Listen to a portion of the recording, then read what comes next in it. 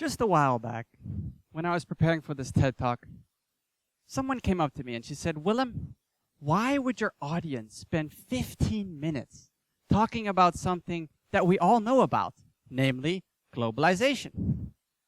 Now, although it sounded a little harsh to me, she had a fair point. So firstly, I responded, I said, well, my audience won't really be able to go anywhere. But secondly, and more importantly, I said, well, my talk isn't entirely about globalization. It's more about global citizenship. Now, this is when things started to get really awkward, because she just looked at me with this confused look in her eyes, but rather curiously asked me, she said, oh, that's great. So what is global citizenship then? And I responded, I said, aha, so you do want to listen to my talk. Now, I have to be honest with you. When she asked me this question, she placed her finger on an important dilemma that I was facing. Because I have to be honest with you. Today, I'm speaking from a position of privilege. At the age of 21, I've been able to travel to more than 20 countries. And I've been able to meet accomplished individuals from across the world. So, I've been able to benefit from a good education, a good life, a good family. So here I was, sitting in my room, scratching my imaginary beard, trying to figure out how I could share my experiences with globalization with everyone. It sort of felt like that moment when you know you're supposed to be doing something interesting, but you end up checking the latest post on NYUAD's confession page instead. Anyways, as I'm sitting in my room and I'm trying to figure out how to express this, I realized one thing, namely the importance of global citizenship.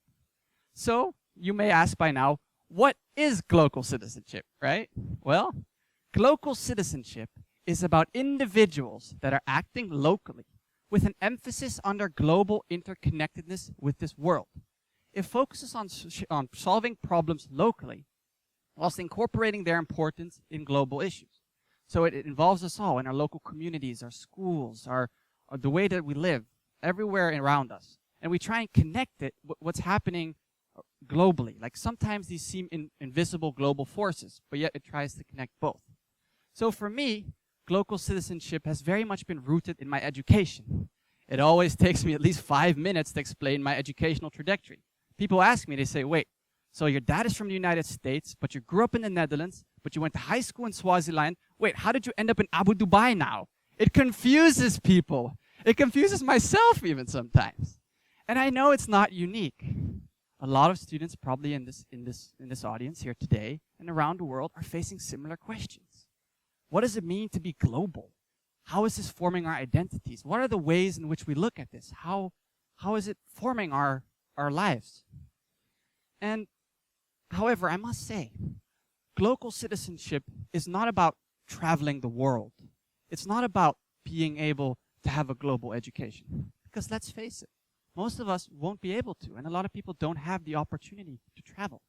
So I believe that you can be a global citizen even without having a global education, because it's based on 3 main characteristics. It's a way of life, a vision for the future. And firstly, it requires from an individual an awareness of your surroundings, how local they may be. It's about you understanding your position in your community and bringing it back to what's happening around you. Secondly, it requires an active effort to engage and learn from the people who are around you. And thirdly, it requires an understanding that you're a part of something that is larger than yourself. See, each and every one of us here today, and people who are watching and live streaming from homes, all of us have our own individual stories. Every morning we wake up and we face challenges, problems, situations that we have to deal with. And global citizenship tries to take these problems and create a narrative around them and connect them globally.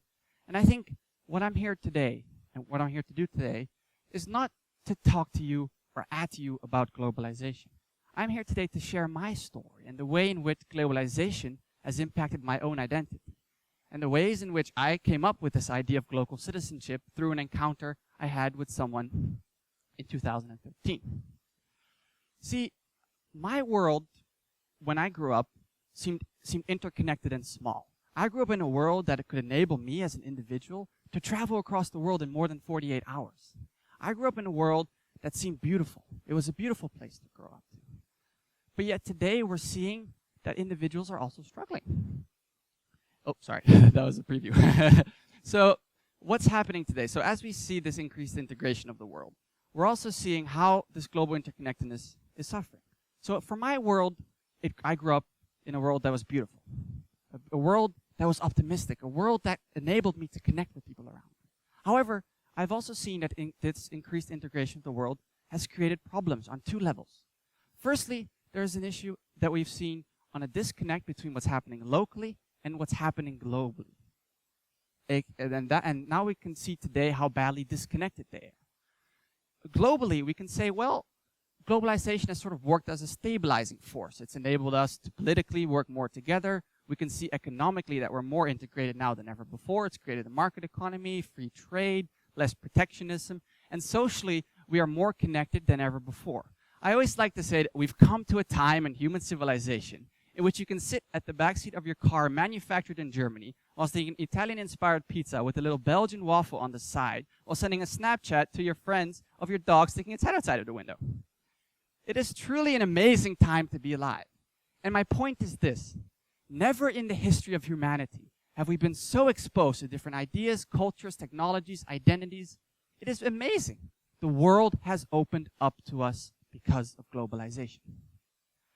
However, this increased integration has also created problems. And I believe that global citizenship can solve them in a way. Because we're seeing here today that people on a local scale are suffering. We're seeing issues with automation. We're seeing Islamophobia on the rise. We're seeing nationalism. People are afraid. They're asking themselves, what's happening? Jobs are being outsourced. People are losing their jobs. Inequality is rising. And people are shouting. They're saying loudly. They're saying, protect me, protect me, protect me. Protect my job, protect me from terrorists, protect me from immigrants, protect me from everyone and everything that's threatening my way of life.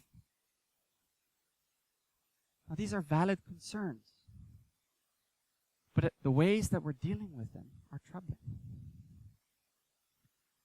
And that is the troubles that we're facing today. And ultimately, we need to ask ourselves, why are we creating these tensions between different people in our society? And how is this going to solve our problems? If we are to follow this anti-globalization narrative that focuses on isolationism, alienates individuals and minority groups, what will our world look like? Why are we doing this? And I think one of the key things that we need to take into account is that globalization, how much it's also given us negatives, is not going to disappear overnight, even if we would want it to. Our world has become so interconnected that there is no way to get rid of globalization. And simply, I also believe that we shouldn't. Because the challenges that we are facing today are challenges that transcend national boundaries. They need global cooperation. Climate change, mass migration because of climate change, automation, robotization. How are we going to solve these problems if we don't have global cooperation? And I think global citizenship is something that can bring both together because it focuses on our narratives and it focuses on our individual communities and brings them part of this global narrative. Now, in 2013, when I was studying in Swaziland, I had the opportunity to see how local citizenship could bridge the divide between the local and the global. And what happened was, in 2013, I traveled to the annual Grahamstown Festival in South Africa. And this is where I met Stuart. Now, Stuart is a bus driver in Grahamstown who every single day he would drive special hopper buses. Basically, these buses, they would take festival goers who were visiting, take them around the city to different venues. And coincidentally, every single time I would meet Stuart as I was taking one of these buses. So here we are, we're sitting in the backseat of his car, and you'd expect someone who would be a bus driver and who's driving, the same circles every single day.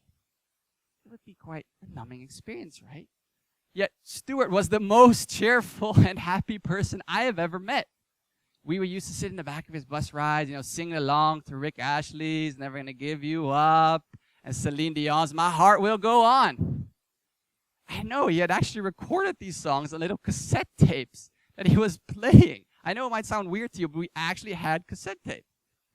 So at the end of the week, before we go home, Stuart he invited me and Moritz, as you can see here on the picture, to his home.